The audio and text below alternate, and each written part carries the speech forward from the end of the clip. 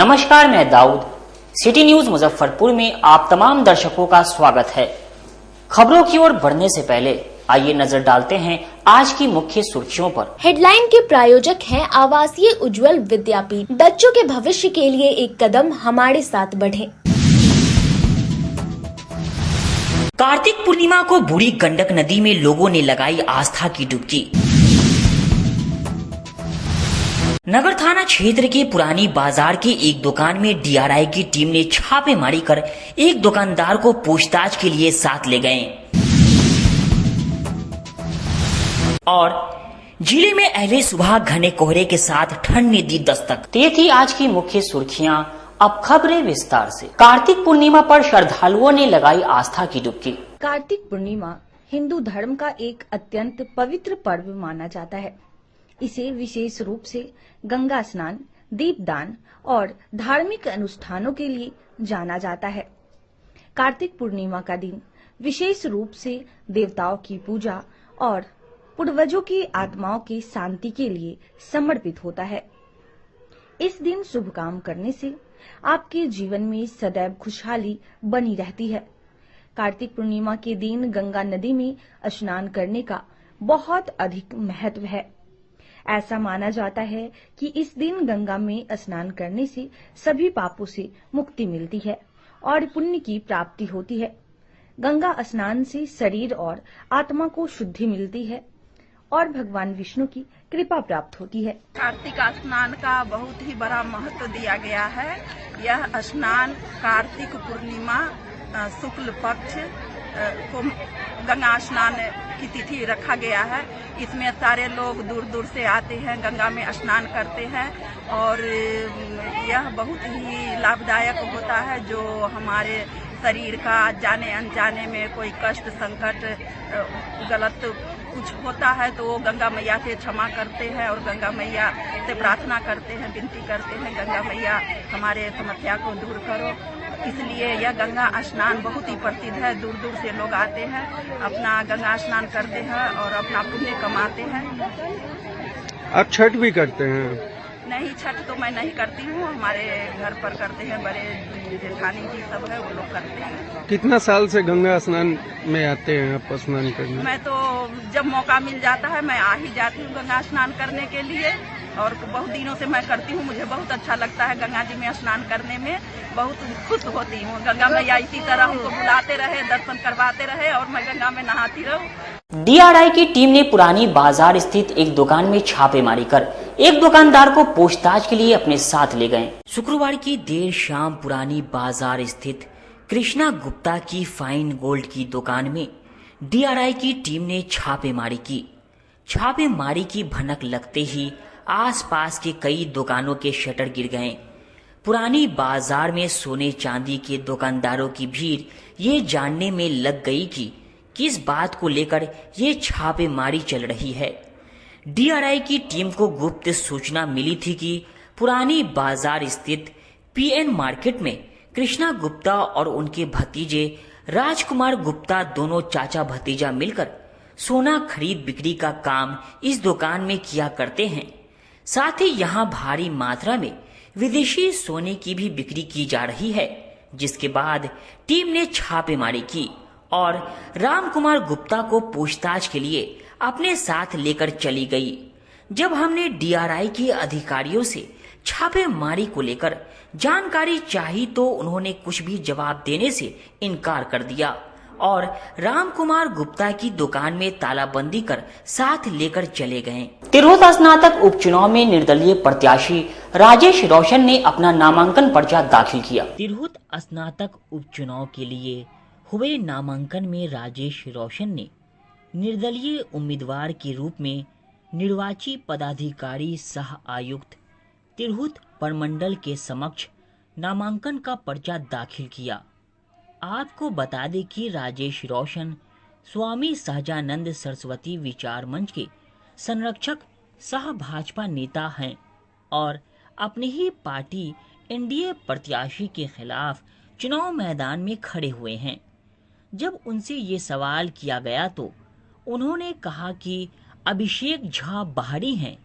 क्या एनडीए को तिरहुत स्नातक उपचुनाव में तिरहुत परिक्षेत्र से एक भी प्रत्याशी नहीं मिला जो उसने मिथिलांचल के लोग को टिकट दे दिया।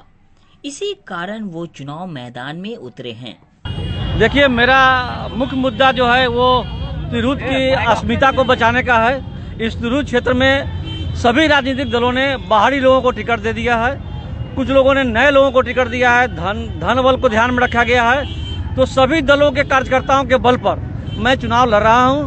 मेरी 25 वर्षों की राजनीतिक और सामाजिक जीवन है हमारी, उसके बल पर मैं लड़ रहा हूं और मैं तिरहुत में सबको चुनौती दे रहा हूं। और आज बाबा भोलेनाथ की कृपा से मैं चुनाव में नामांकन करने जा रहा हूं। आपके सामने आपके पार्टी के समर्थित प्रत्याशी भी है, वो बाहर के प्रत्याशी है, उसी का मैं विरोध कर रहा हूं। बाहर के लोगों को ला करके यहाँ चुनाव लड़ाया जा रहा है। पार्टी में क्या आरजेडी, कांग्रेस, बीजेपी, क्या किसी दल के पास अपना कोई उम्मीदवार नहीं था?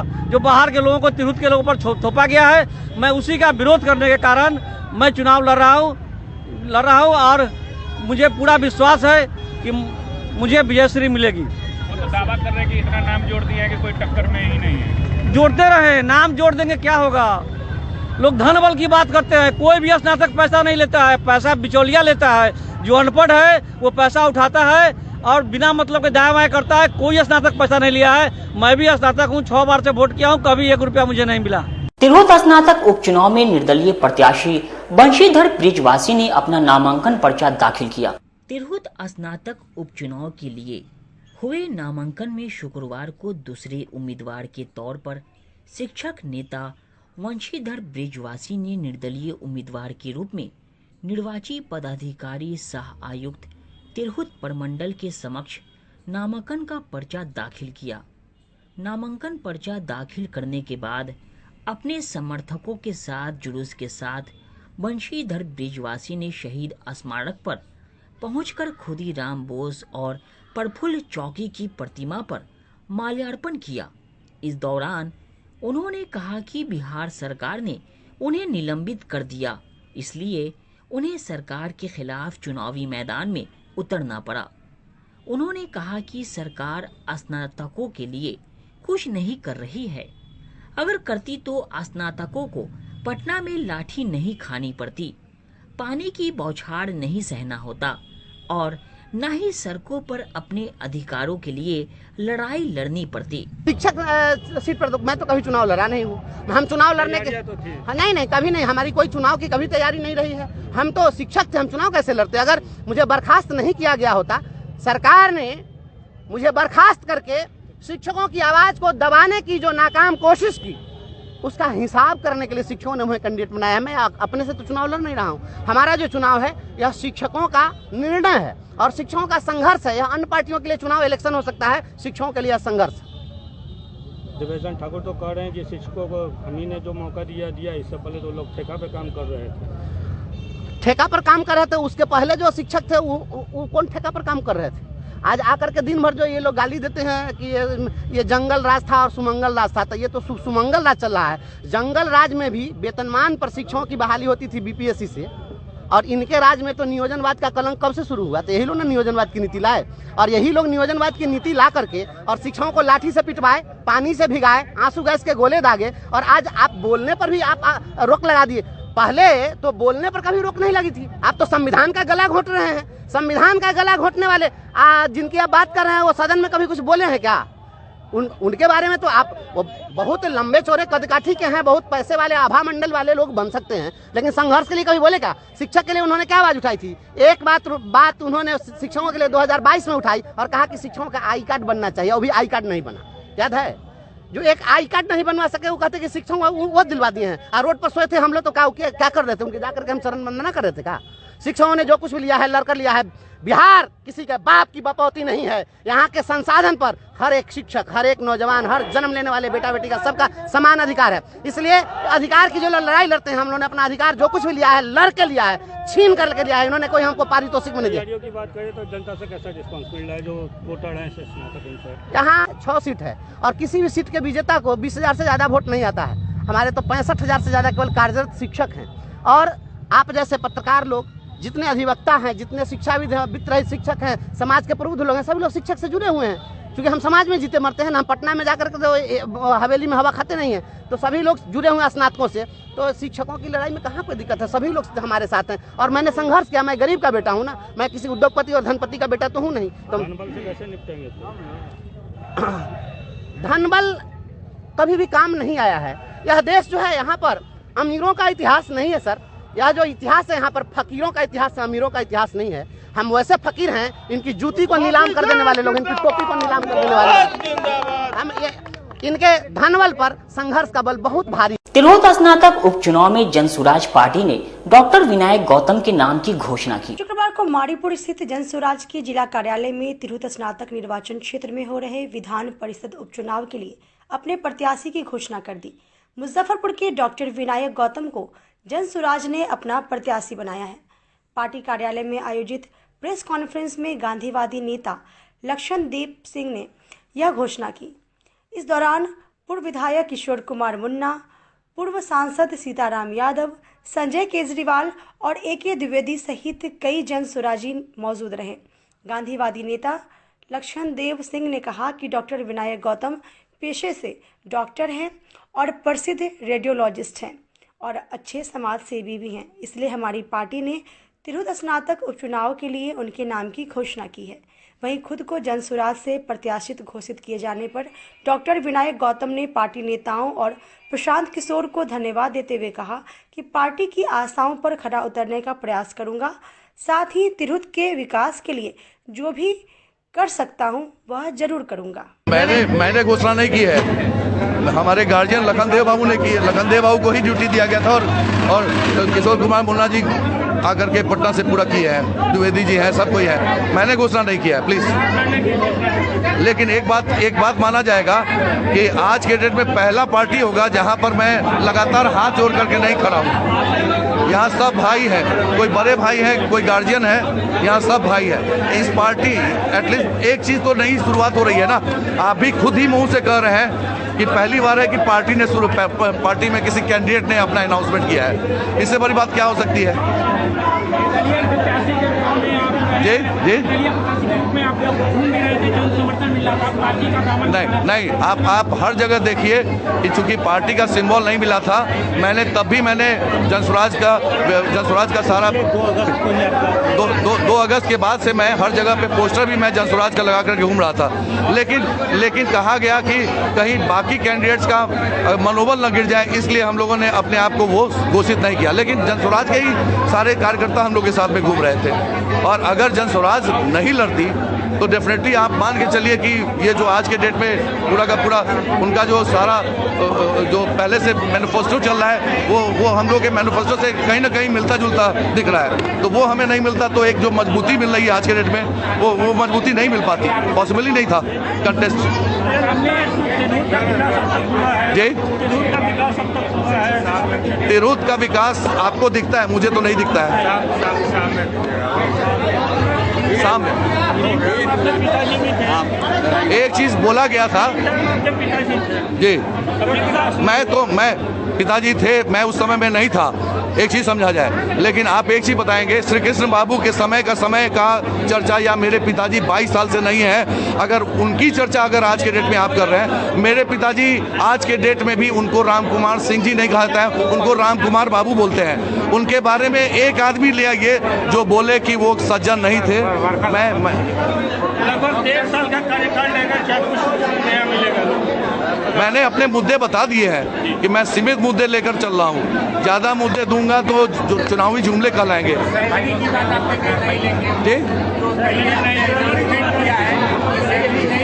सैलरी कोई इशू ही नहीं है, लेकिन सैलरी लेंगे। एक मिनट सुधार कर रहा हूँ। सैलरी जो है वो सैलरी लेंगे, और वो हम सरकार से इसलिए लेंगे कि अगर सैलरी नहीं लेंगे तो फिर वो सरकार के पास चली जाएगी सैलरी और वो चोरी करेगी। मैं सैलरी ले करके और शिक्षण संस्थान में बांटूंगा। निर्दलीय प्रत्याशी कहाँ थे? वो प्रत्याशी के रूप में थे। हमारे पास 5 प्रत्याशी या 6 प्रत्याशी थे। उसमें जब हम लोगों ने सबकी समीक्षा की केंद्रीय लेवल पर, तो हम लोगों ने यह पाया कि सबसे योग्य, सबसे कर्मठ, क्षेत्र में काम करने वाले एक अच्छे पृष्ठभूमि के व्यक्ति हैं, इसीलिए हम लोगों ने कमेटी ने तय किया जिसके नाम की घोषणा आज लखनदेव बाबू से कराए हम लोग। ब्रह्मपुरा लक्ष्मी चौक स्थित लाल पैथ लैब का भव्य शुभारंभ पूर्व मंत्री सुरेश शर्मा ने फीता काट कर किया। जिले के लक्ष्मी चौक दाऊदपुर कोठी MIT गेट के समीप संजीवनी हेल्थ केयर सेंटर लाल पैथ लैब का भव्य शुभारंभ पूर्व नगर और विकास मंत्री सुरेश शर्मा द्वारा किया गया। आयोजन की शुरुआत सुरेश शर्मा ने खुद से जांच करवाकर मौके पर लाल पैथ लैब के संचालक ने बताया कि हमारे यहाँ सभी प्रकार की जांच की सुविधा के साथ साथ कई तरह के पैकेज की भी सुविधा है। साथ ही हर रविवार और शनिवार को निःशुल्क कैंप का भी आयोजन किया जाएगा। अगर कोई व्यक्ति जांच केंद्र तक आने में सक्षम नहीं है तो उनके लिए होम सैंपल की भी व्यवस्था की गई है। साथ ही ग्राहकों को हमारे जांच केंद्र से 60% तक की छूट की सुविधा दी जा रही है। हमारा संपर्क नंबर है 7563918994 या फिर आप हमें कांटेक्ट कर सकते हैं 9006382436 पर। देखिए, आज का दिन संजीवनी लाल पैथ का जो उद्घाटन हमने किया, यह दर्शाता है कि प्रधानमंत्री नरेंद्र भाई मोदी कहते हैं कि जॉब करने के पीछे नहीं जाओ, जॉब देने के पीछे जाओ। आज नौजवान जॉब देने के पीछे जा रहा है और उसने यहाँ पर लेबोरेटरीज खोला है। यहाँ 10-20 आदमी होंगे, यहाँ मोहल्ले का लोगों का टेस्ट होगा, लोग स्वस्थ रहेंगे, स्वच्छ रहेंगे। और MIT के गेट पर ही खुला है, इसलिए तो और अच्छा है। नौजवान लड़का सब स्वस्थ रहेगा, स्वच्छ रहेगा, देश के निर्माण में उसकी शक्ति का समावेश होगा और विकसित राष्ट्र बनने की जो कल्पना है उसमें इस लाल पैथ का भी सुविधाएं मिलेंगी यहाँ पर लोगों को। देखिए, ये मुजफ्फरपुर में MIT के पास में हम लोग का जो सेंटर खुला है, तो ये सबसे बड़ी खुशखबरी मुजफ्फरपुर की जनता के लिए तो है ही। इसके साथ MIT के पास में किसी विश्वस्तरीय कंपनी का कोई जांच सुविधा अवेलेबल नहीं था। हम लोग विश्वस्तरीय जांच के लिए जाने जाते हैं, जहाँ पे हमारा जो जांच होता है 5000 प्लस टेस्ट मेनू है हमारे पास। हमारा प्रोसेसिंग मुजफ्फरपुर में ही है। ऑलमोस्ट 90% टेस्ट हम लोग मुजफ्फरपुर से ही करके देते हैं। यहाँ पे MD पैथोलॉजी द्वारा रिपोर्ट किया जाता है और यहाँ की जनता के लिए शुभकामना देना चाहेंगे कि इस तरह सुविधा यहाँ पे है। हमारे यहाँ पैकेज ऑफर भी हम लोग करते हैं, जो heavy discounted 40% plus discounted offer के साथ यहाँ पे। देखिए, रूटीन जांच में बात करें ना तो लीवर, किडनी, हार्ट से रिलेटेड ये सारे जांच, थायराइड का सारा जांच का रिपोर्ट यहाँ पे 3 से 4 घंटे में रिपोर्ट दिया जाएगा। यहाँ पे होम सैंपल की भी सुविधा रहेगी। यहाँ पे फ्री होम कलेक्शन सुविधा भी है।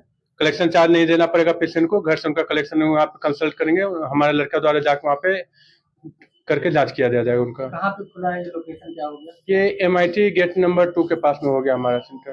कोई अगर फोन पर संपर्क करना चाहे तो संपर्क नंबर हमारे बोर्ड पे कलेक्शन सेंटर सुविधा का नंबर उपलब्ध है। यहाँ पे हम नंबर बताना चाहेंगे 7563918994 होम कलेक्शन के लिए कंसल्ट कर सकते हैं। जिले में घने कोहरे के साथ ठंड ने दी दस्तक, लोगों को गर्म कपड़े पहनने के लिए मजबूर कर दिया। उत्तर बिहार के जिलों के मौसम विभाग ने घने कोहरे की चेतावनी जारी की है। मुजफ्फरपुर जिले के तापमान में गिरावट हुई है। सुबह और शाम ठंड लगने लगी है। मुजफ्फरपुर में न्यूनतम पारा गिरकर 20 डिग्री सेल्सियस से नीचे चला गया है। वहीं सुबह के समय धुंध की चादर भी दिखने लगी है। मौसम विभाग ने उत्तर बिहार के कुछ इलाकों में घना कोहरा छाए रहने का अलर्ट जारी किया है। मौसम विभाग के पूर्वानुमान के अनुसार 17 नवंबर तक मुजफ्फरपुर जिले में मध्यम से घना स्तर का कोहरा छाए रहने की आशंका है। वाहन चालकों से गाड़ी चलाते समय सावधानी बरतने की अपील की गई है। सुबह और शाम में सापेक्षिक आर्द्रता की मात्रा 100% रहने का कारण कोहरा का असर गहराने लगा है। सुबह में काफी देर तक धुंध रह रही है। मुजफ्फरपुर में अगले 2-3 दिन बाद तापमान गिरने से रातें और अधिक सर्द होने का अनुमान है। शहर में रात का पारा गिरकर 20 डिग्री सेल्सियस से नीचे आ गया है। मौसम विभाग के अनुसार अभी शुष्क दौर जारी रहेगा। ठंड जो है से अचानक रात को, ये पूर्णिमा को रात को एक दिन पहले ही से आपको बढ़ गई है, कुहासा घेर लिया है। हम तो मोटरसाइकिल चलाने वाले, वाहन चलाने वाले सभी जो है से सवारी चलाने वाले, जो भी सवारी चलाने वाले सभी से निवेदन करेंगे, प्रार्थना करेंगे कि अब ठंड का मौसम आ गया है, हम सब कोई सावधान रहें और गाड़ी जो चलावे सावधानी से चलावे और देख कर चलावे, क्योंकि देखा जा रहा है कि कुहासे में बस का टक्कर, मोटरसाइकिल का टक्कर होना शुरू हो गया है अभी कहीं ठंडा में, इसलिए सावधान न रहें। हाँ, ठंड से भी बचना चाहिए। निवेदन करेंगे कि आप लोग लापरवाही न बरतें। ठंड से बचने के लिए यह है, ठंड आप लोगों को जैसे शरीर को गिरा सकता है, ठंड लग सकता है, बीमार पड़ सकते हैं, इसलिए आप सावधान हो जाएं, गर्म कपड़ा का इस्तेमाल करें। वक्त हो चुका है एक छोटे से ब्रेक का, बने रहिए हमारे साथ, देखते रहिए सिटी न्यूज मुजफ्फरपुर। अपने सपनों की आशिया को दे एक नई पहचान माँ भवानी डेकोर प्राइवेट लिमिटेड के साथ, जो है ऑथराइज्ड डिस्ट्रीब्यूटर ऑफ कजारिया। देश की मिट्टी से बनी टाइल से देश को बनाते हैं और जहां मिलती है सभी प्रकार के Indian and imported granite, marble, sanitary एवं कोटा स्टोन का अनोखा एवं आकर्षक संग्रह। माँ भवानी डेकोर प्राइवेट लिमिटेड मतलब a complete floor solutions. New 0 mile Dadar road Muzaffarpur. Call 9934753111। आजकल की बिजी जिंदगी में स्टाइल तो है, पर कंफर्ट का क्या? आपके इसी स्टाइल और कंफर्ट को बेहतर बनाने के लिए नीलकमल लेकर आए हैं first exclusive factory outlet showroom in Mithanpura Muzaffarpur, जहां home furniture, office furniture, mattress and wedding special pay up to 50% off with EMI facility. Style भी, कंफर्ट भी। उत्तर बिहार का पहला नीलकमल का एक्सक्लूसिव शोरूम आपका स्वागत करता है। एक बार सेवा करो। अपने घर को अत्याधुनिक परिवेश में सजाना चाहते हैं तो आप हीरा हार्डवेयर में अवश्य पधारें। यहाँ अत्याधुनिक पेंटों का विशाल रेंज है। इसके अलावे ply, पॉलीकोट, highlighted Sunmica, fancy hardware, basket, aluminium section, ACP, PVC और मॉड्यूलर फिटिंग का विशाल रेंज एक ही छत के नीचे उपलब्ध है। तो हमारे यहाँ एक बार अवश्य पधारें। हमारा पता है हीरा हार्डवेयर, JD मदर स्कूल के पीछे, पंकज मार्केट रोड, और हमारा कॉन्टेक्ट नंबर है 9334901545। कागज से बनी थाली, कटोरा, ग्लास, पेपर ग्लास अगर आप खुदरा या होलसेल में लेना चाहते हैं तो जायसवाल इंटरप्राइजेज जरूर जाएं। यहाँ शादी समारोह हो या किसी प्रकार के शुभ आयोजन में प्रयोग आने वाली सभी प्रकार की सामग्री एक ही छत के नीचे उपलब्ध है। लकड़ी से बने चम्मच, प्लास्टिक मुक्त सभी प्रकार की सामग्री उपलब्ध है। होलसेल और खुदरा के लिए एक बार अवश्य पधारें। साथ ही फैक्ट्री लगाने के लिए भी आप संपर्क कर सकते हैं। मशीन से मटेरियल तक उपलब्ध है।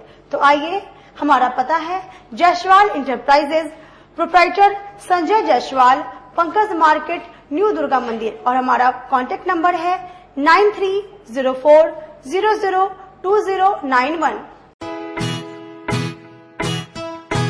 लगातार 10 वर्षों से विभिन्न परीक्षाओं में सर्वश्रेष्ठ परिणाम।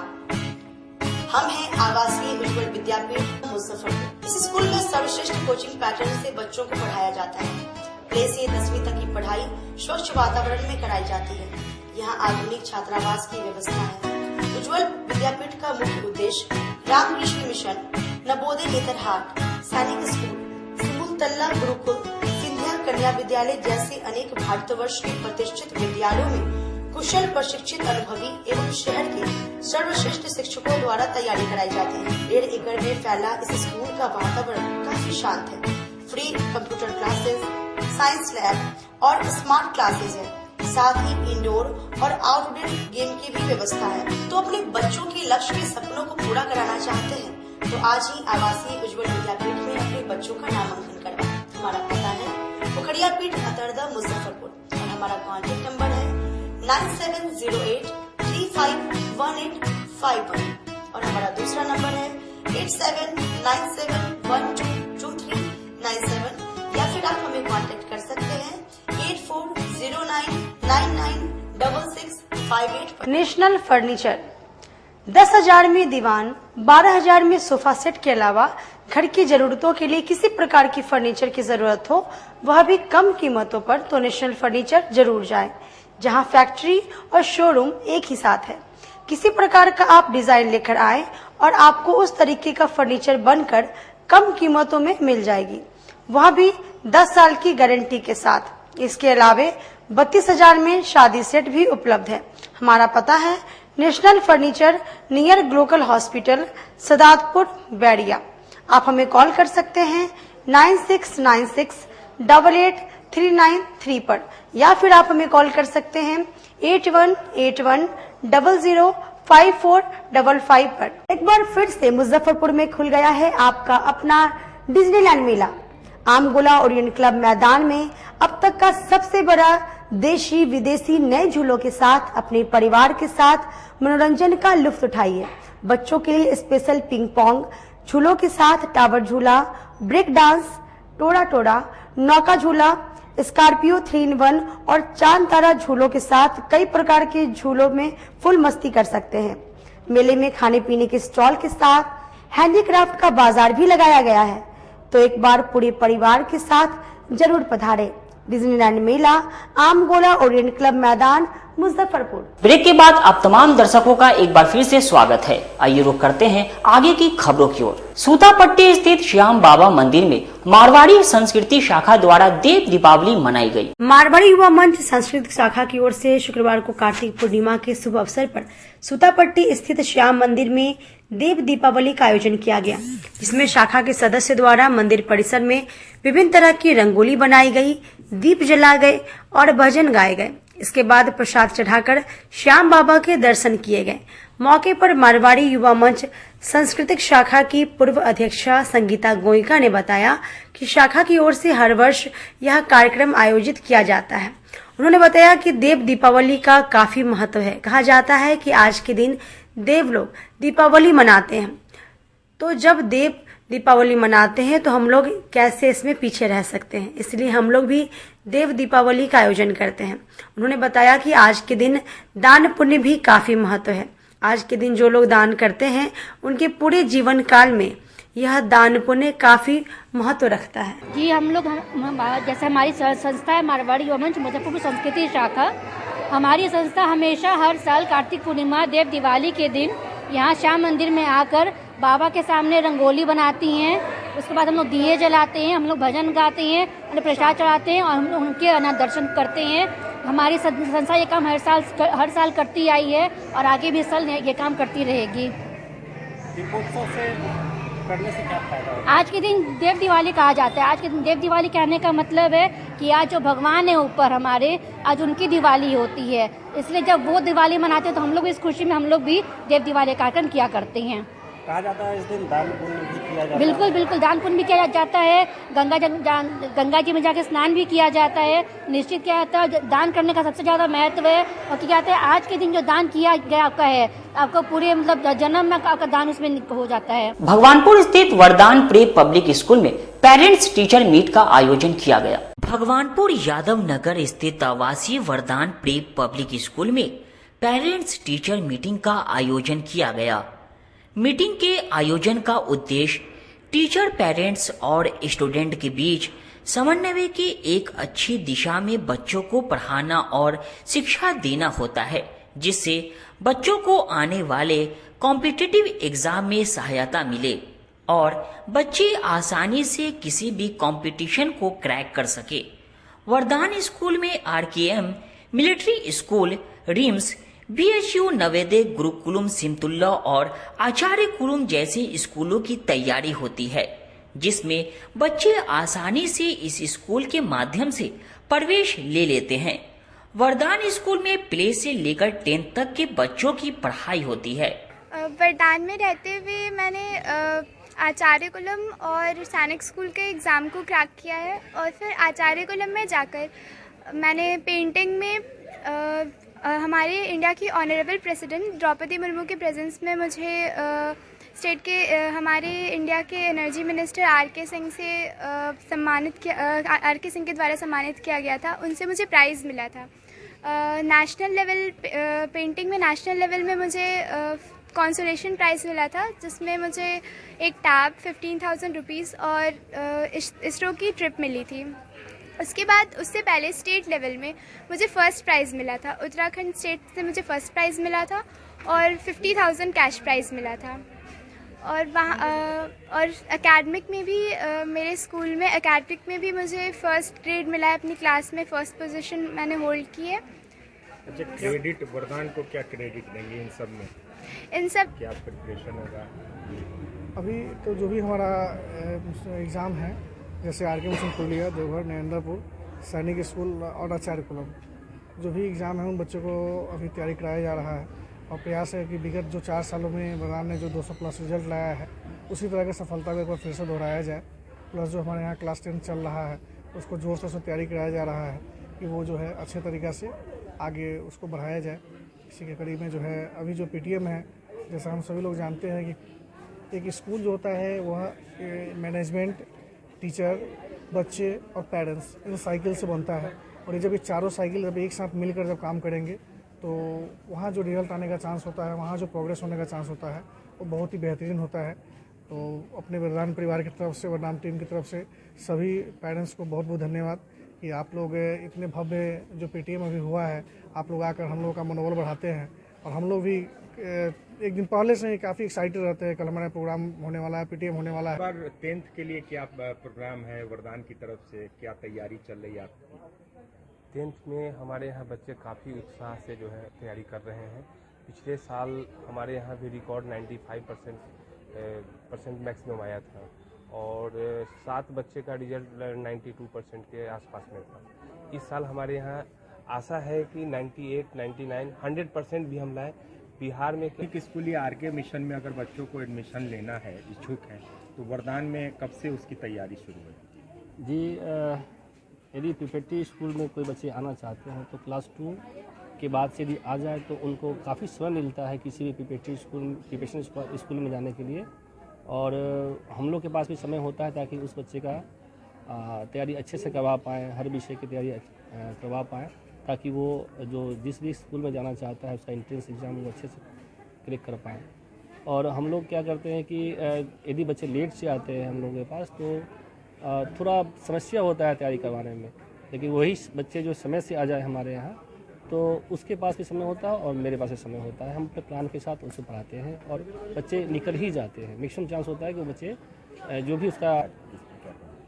सबसे पहले सर मैं आपको बहुत बहुत धन्यवाद देना चाहता हूँ कि आप पेरेंट्स टीचर मीट को महत्व देते हुए आप इसको कवर करने के लिए आए हैं। मैं आपके चैनल के माध्यम से यह बताना चाहता हूँ कि PTM का बहुत बड़ा महत्व होता है एक शिक्षक के लिए, एक संस्था के लिए, एक बच्चा के लिए, उनके अभिभावक के लिए। हम लोग आप जैसा कि देख रहे हैं कि हम लोगों का जो आयोजन है एक भव्य आयोजन है। इसको हम लोग वाकई में जो पेरेंट्स इसके महत्व को नहीं समझ पाते हैं उनको ये बताना चाहते हैं कि PTM पेरेंट्स टीचर मीट जो है वह बहुत ही महत्वपूर्ण है। ऐसा क्यों? क्योंकि जब तक बच्चे और बच्चे के माता पिता और शिक्षक और मैनेजमेंट टीम एक साथ बैठ के बच्चों के विषय में बात नहीं करेंगे तब तक बच्चों का एक मतलब चौमुखी विकास जिसको कहा जाता है नहीं हो पाएगा।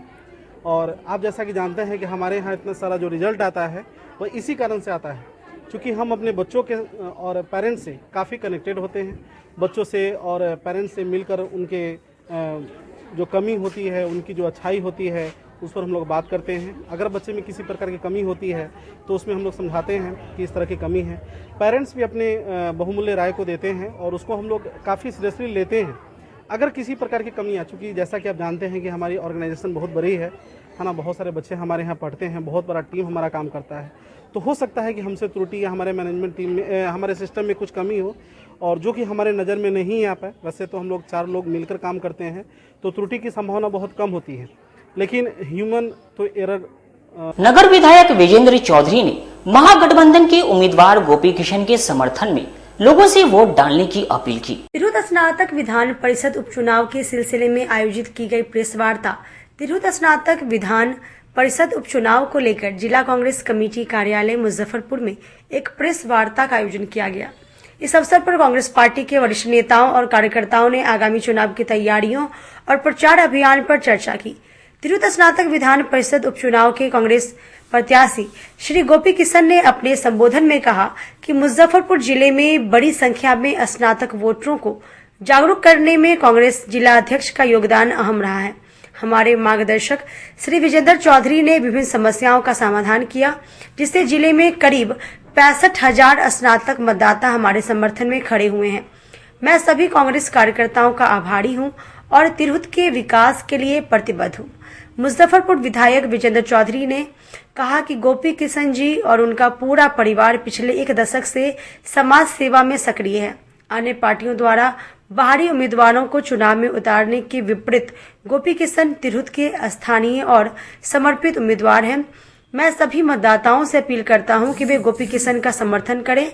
हमें जनता का व्यापक समर्थन मिल रहा है और हम चुनाव प्रचार के अंतिम चरण में पूरे जोश के साथ काम कर रहे हैं। ग्रेजुएट कंसोर्शियम का चुनाव के सिलसिले में हो रहा है और जो उम्मीदवार हैं, जितने भी उम्मीदवार हैं विभिन्न पार्टियों के, विभिन्न लोगों के समर्थन से, उनका चेहरा देख लीजिए, उनसे बात करके सबको सामने बैठा दीजिए, तो इनसे अच्छा उम्मीदवार कोई है नहीं जो समाज सेवा में लगा हो, पहले से लगा हो, पूरा परिवार ही समाज सेवा में लगा हो। तो हम अपील करेंगे शहर के और पूरे चारों जिला के लोगों को, शिवहर के लोगों को, सीतामढ़ी के लोगों को, वैशाली के लोगों को, कि इनको भारी बहुमत से जिताएं। क्योंकि बाहर के लोग आएंगे, जीतेंगे, फिर चले जाएंगे, 5 साल 4 साल तक लोग मिलेंगे नहीं। ये तो खैर कई कम समय का चुनाव हो रहा है, लेकिन जो आदमी को लोग पहचानता नहीं, जिसको देखा नहीं है, वैसे लोगों को भी उम्मीदवार बना देते हैं बड़े नेता लोग। ये बड़ा दुर्भाग्यपूर्ण है। मुजफ्फरपुर इस मामले में बहुत पीछे रहा है। तो हम आग्रह करेंगे मतदाताओं से कि भारी बहुमत से इनको जिताइए और इसके बाद हम लोग गारंटी लेते हैं कि विकास का जो काम है उसमें सब उनका भी सहयोग लेकर के पूरे जिला, चारों जिला को, लोगों को रास्ता आगे बढ़ाएंगे और सब जगह माहौल बहुत अच्छा बना हुआ है। गांव-गांव से लोग टेलीफोन करते हैं कि भाई गोपी किशन जी से हमको मिलवाइए, गोपी किशन जी से मिलवाइए। तो अब जो सिर्फ इतना दिन जो बचा हुआ है उसमें हम लोग चुनाव स्नातक निर्वाचन क्षेत्र के गठबंधन, महागठबंधन समर्थित राजद के उम्मीदवार गोपी किशन जी के लिए कांग्रेस पार्टी मजबूती से मैदान में, हमारे कार्यकर्ता, हमारे पार्टी के पदाधिकारी, प्रखंड अध्यक्ष, सभी मोर्चा संगठन के अध्यक्ष, सारे लोग मजबूती से जाएंगे। जो भी स्नातक मतदाता है और जो बने हैं सबके पास हम लोग संपर्क करेंगे और भारी मत से इनको जिताएंगे। इसलिए कि हमारा जो उम्मीदवार है वह कर्मठ है, जुझारू और एक शिक्षित उम्मीदवार है, इंजीनियर है और स्नातक की जो समस्या है जो आज तक कोई नहीं उठाया है, सारे समस्याओं को लेके यह विधान अपर हाउस में उठाने का काम करेंगे। इनको हम लोग काफ़ी मजबूती से जिताने का काम करेंगे और अभी से ही हम कोऑर्डिनेशन कमेटी बनाकर सभी प्रखंड में, और सबसे ज़्यादा मतदाता मुजफ्फरपुर में है, तो निश्चित तौर पर आने वाला समय में जो उम्मीदवार हैं और इनका तुलना किया जाए तो इनके सामने सारा उम्मीदवार फीका है। या महागठबंधन के उम्मीदवार हैं या मल्लिकार्जुन खड़गे जी, राहुल गांधी, तेजस्वी यादव, लालू यादव और तमाम सीपीआई, सीपीएम, माले, सभी गठबंधन के नेताओं से भी हम अपील करेंगे कि इसमें कूद पड़े। और जो बाजारू जो अभी आ गए हैं मैदान में, इनका तो राजनीतिक, इनके परिवार, इनके पिताजी विधायक भी रहे हैं, एक अच्छे समाज। सबों का इस प्रेस वार्ता में आने के लिए आज जिला कांग्रेस कमेटी कार्यालय में प्रेस वार्ता हुई, जैसा आप लोगों ने देखा है। मैं बहुत आभारी हूं अपने जिला अध्यक्ष महोदय का। शुरुआती दौर से जब ये चुनाव की घोषणा हुई थी तो समाज को जगाने के लिए और समाज के साथ जोड़ने में इनका बहुत योगदान रहा। हर ग्रेजुएट साथी तक इन्होंने अपने तमाम साथियों के माध्यम से जागृति फैलाई है, जिसका आज परिणाम है कि मुजफ्फरपुर में इतने बड़े पैमाने पे वोटर की संख्या बढ़ी है। हमारे माननीय विधायक श्री विजेंद्र चौधरी जी का मैं आभार व्यक्त करना चाहता हूं कि शुरुआती दिन में, इनिशियल डेज में जब ये कंसीव हो रहा था कॉन्सेप्ट कि इस बार चुनाव में जनता का पार्टिसिपेशन होना चाहिए, तो हमारे मार्गदर्शक में मेरे बड़े भाई माननीय विजेंद्र चौधरी जी भी थे और इन्होंने ही जब भी समस्याएं उत्पन्न हुई मेरे साथ खड़े रहे और निराकरण किया, जिसका आज दिन है कि मुजफ्फरपुर में 65,000 लोग ग्रेजुएट हैं, साथी आज वोटर हैं। ऑल्दो ये संख्या बहुत परिपूर्ण नहीं है, पर आंदोलन ऐसे सनय गति से आगे बढ़ता है।